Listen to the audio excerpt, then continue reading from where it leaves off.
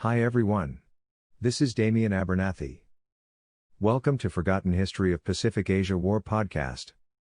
We focus on short but sweet untold wartime stories in Pacific Asia War. This is our 34th episode. Today we will talk about post-World War II Japan reflected through Marie Kondo. Marie Kondo has garnered mass mainstream attention through her book The Life-Changing Magic of Tidying Up, 2011, and the corresponding Netflix show Tidying Up with Marie Kondo, 2019. In media, Kondo is known for the phrase spark joy. As Kondo helps her clients tidy up their houses, she encourages them to think about if the item sparks joy. The item is kept if it sparks joy, and thrown away or donated if it does not. Kondo has confirmed that her famous KonMari method of tidying up is partly influenced by Japanese Shintoism. Shintoism is an ancient Japanese belief system. It asserts that the physical or natural world is occupied with spirits and spiritual powers. Kondo worked as a Shinto shrine maiden for 5 years. The Japanese phrase mottainai is often linked with Shinto and Buddhist philosophy. It can be roughly translated to "oh, what a waste." Mottainai expresses the feeling of guilt or sadness when something is discarded before it has been used to its full potential. In the book Waste, Consuming Post-War Japan, Eiko Maruko Shiniaura explained that mottainai was deployed as a lost Japanese virtue, recalling post-World War II frugality as a means of tackling the contemporary problems of mass waste and a perceived pathology of affluence.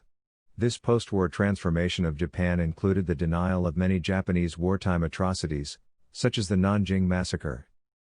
Has Japan Marie Kondo ed their wartime history to rebuild their country? Japan was able to rebuild relatively quickly post-World War II.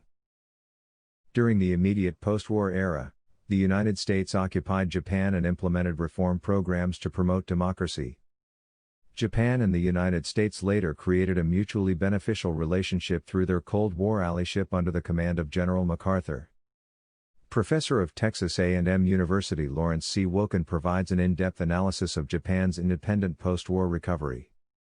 The post-war economic improvement was exceptional, and today Japan is known for its high standard of living.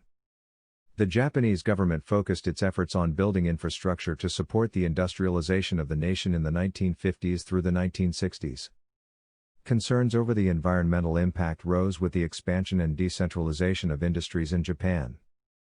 This concern can be linked back to the ancient Shintoist regard for the environment. In the 1970s, Japan began to address issues over environmental concern and social groups who were negatively impacted by rapid industrialization. This shift in focus was executed through environmental and social programs such as larger recycling efforts and a public pension system. Although Japan experienced economic success and a high standard of living, it still faced issues such as OPEC's embargo in 1973. In this whole post-war effort to rebuild the nation, Japan actively attempted to maintain friendly relations with the United States because of the country's significant influence and effect on Japan's foreign trade economy. The relationship between the countries has been strained because of international trade competition, but both countries make efforts to address their respective domestic issues while maintaining a friendship with each other. So how does this relate to Marie Kondo's success in the United States? Her success has come with a certain degree of backlash. Much of the backlash stems from her approach to tidying up, which may be foreign to Euro-American audiences. Some critics have also interpreted the KonMari method to be overly minimalistic and anti-capitalist. A deeper investigation into the cultural influence of beliefs such as Shintoism and the KonMari method may lead to a better understanding of the foundations of Kondo's approach. Although Japan and the United States have similar methods of national progress, the two have experienced cultural misunderstandings and distrust of one another, amongst other mutual issues. Marie Kondo is a small example of how the cultural relationship between the United States and Japan has played out since the Cold War. If you are interested in learning more about this topic, we have some references listed in the description of this episode. Thanks for joining us. If you like our show, remember to subscribe to us. This is Damian Abernathy. See you in the next episode.